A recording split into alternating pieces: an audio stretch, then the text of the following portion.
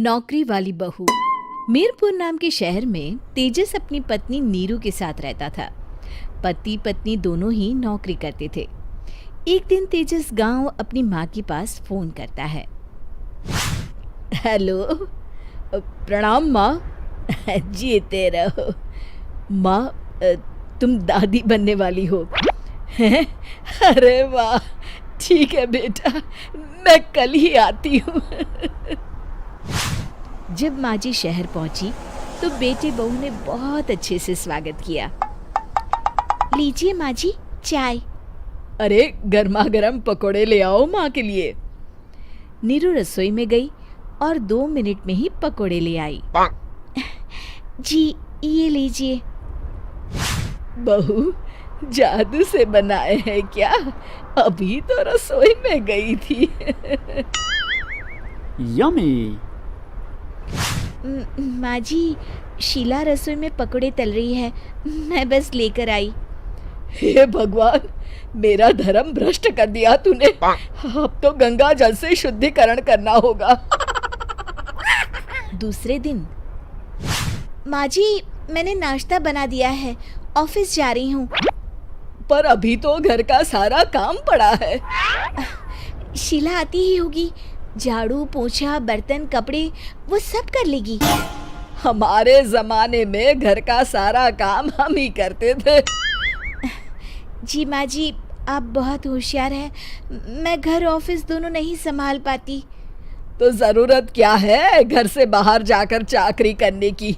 वैसे भी घर का काम खुद करने से घर में बरकत आती है, समझी? पर माँ जी। पर वर कुछ नहीं, इस महीने की पगार मिले फिर ऑफिस बंद है। हाँ। रात को नीरू तेजस से कहती है, सुनिए जी, माँ जी बोल रही थी कि मैं नौकरी छोड़ दूं। वैसे ठीक ही तो है, अभी तुम्हें आराम की जरूरत है। फिर भी आराम कहाँ, शीला को छुड़ाने के लिए बोल रही थी। तो अब 24 घंटे में इतना काम तो कर ही सकती हो। पर जॉब पसंद है मुझे, घर पर मन नहीं लगेगा। अगले दिन जब दोनों ऑफिस के लिए निकल रहे थे, मेरी तो कोई कीमत ही नहीं है इस घर में। माँ जी, आजकल महंगाई बहुत है, रहन सहन भी बदल गया है, दोनों नौकरी करते हैं तभी ठीक रहता है। अच्छा, तू कहना क्या चाहती है? मेरा बेटा तुझे बिठा के खिला नहीं सकता? तू ही इस घर का खर्च चला रही है, हैं? नहीं माँ जी, मेरा वो मतलब नहीं था।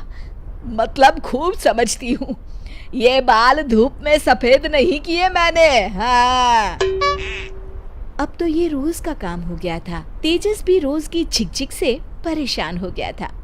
एक दिन उसने कहा, नीरू, वैसे भी तुम्हें मैटरनिटी लीव मिलने वाली है, तो अभी से ही छुट्टी ले लो।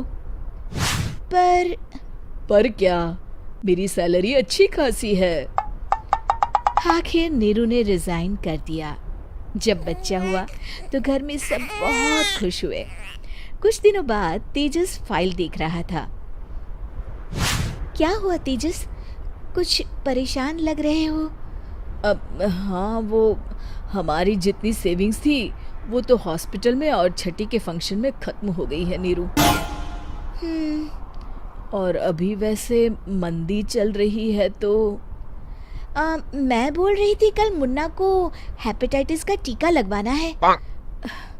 नीरू, क्या पोस्टपोन नहीं कर सकते? नहीं जी, बिल्कुल नहीं। अब तेजस को समझ में आ रहा था कि उससे गलती हुई है। पैसों की कमी का असर घर के माहौल पर भी पड़ रहा था। अगले दिन, बेटा मेरा चश्मा और ये दवाइयाँ ले आना, पर्चा देते हुए माँ जी ने कहा। जी।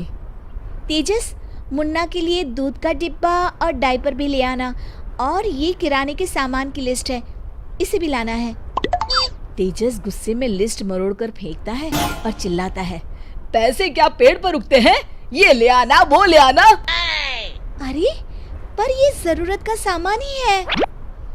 वो गुस्से में बिना कुछ कहे ऑफिस चला गया। अरे लंच तो ले जाइए। नीरू दौड़कर डिब्बा पकड़ाती है। एक दिन खाना खाने के बाद, नीरू, अब तो मुन्ना कुछ बड़ा हो गया, तो अब तुम वापस ज्वाइन कर लो ना जॉब।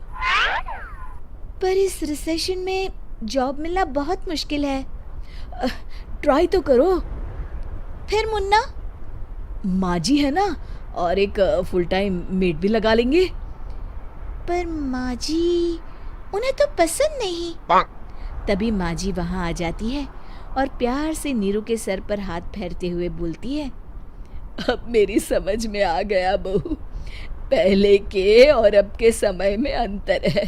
तुम काम शुरू करो, मुन्ना की जिम्मेदारी मेरी। मेरी प्यारी माँ जी, ये कहकर नीरू उनके गले लग गई। शिक्षा, परिवर्तन संसार का नियम है, हमें भी समय के साथ चलना चाहिए। उम्मीद है कि आपको हमारी ये कहानी पसंद आई होगी। कृपया हमारे चैनल को सब्सक्राइब करें और सभी अपडेट्स के लिए बेल आइकन जरूर क्लिक करें। और हाँ, वीडियो लाइक और शेयर करना मत भूलिएगा। Bye bye.